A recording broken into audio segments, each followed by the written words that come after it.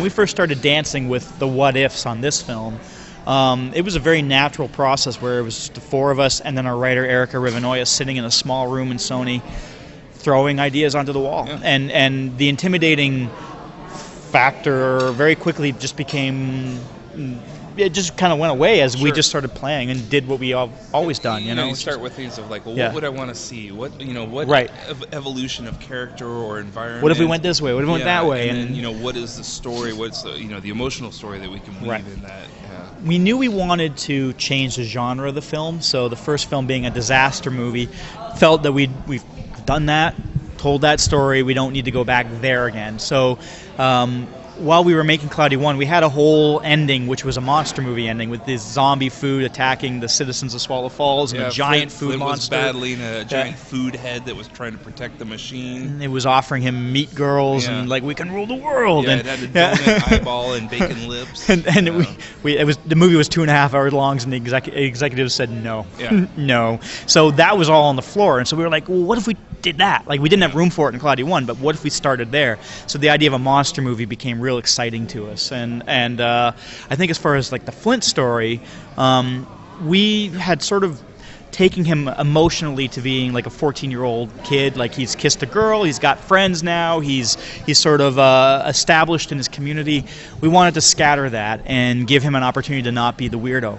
What happens to the guy who's like the only guy with a lab coat? What happens when he ends up in a place where everybody's got a lab coat? And he's actually has an opportunity to meet one of his heroes and to learn from a great inventor. What happens to that guy, and how does he keep his friends who he loves so much as he goes through that story? So it's kind of like Can't Buy Me Teen Wolf. Yeah.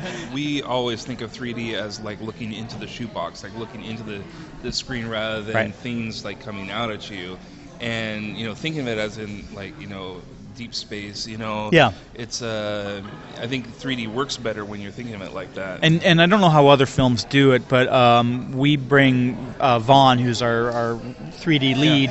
He starts to look at shots right when they come out of layout. So very early on, compositionally, when we're starting to put some cement down in terms of where our camera is and what kind of choices we're making, we're getting feedback from that department, which and it'll bring up issues like, maybe this isn't working because of this. We'll take a look at it and adjust from there. And conversation leads to quality, so that's we crave improv because animation is such a glacial process. Like, you're always looking for the happy accidents, and you want to try to make it look and feel quick and off the cuff. And as long as it's enhancing the scene or as part of the story, improv is great. And maybe there's a better take on a line or a better line.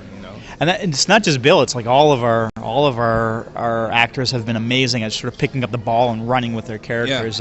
James Caan singing with the pickles and just James Caan sings with pickles. He sings with pickles, a shanty. Wrote a pickle shanty and played some harmonica on it and brought it in. And at first he started doing it in an Irish accent because he was like, well, Tim Lockwood, he might be Irish. And it was like, okay, but now it no longer sounds like Tim. And it actually took him a while, and he had to like go back to just speaking like Tim. It's like something broke in the brain. It's like got stuck in a groove. But he sings this pickle shanty along with these pickles, and it's really funny.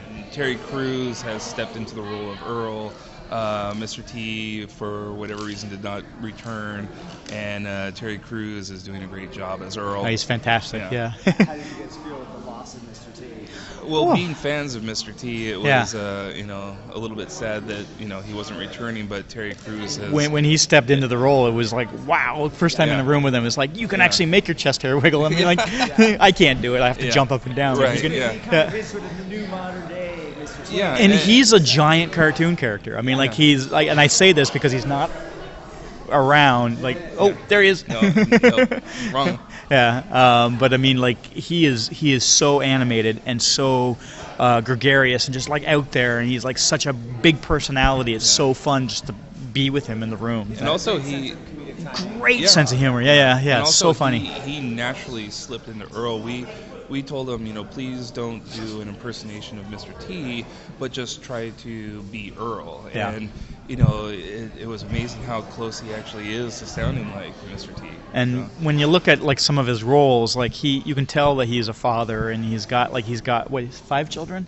I think so. Yeah, so, like, he brings he brings a lot of what Earl has to the table just naturally, and he's got a lot of instinct towards Very loving that. father. Yeah. There's plenty of stories that we could tell after this film. Many different directions the next one could go in.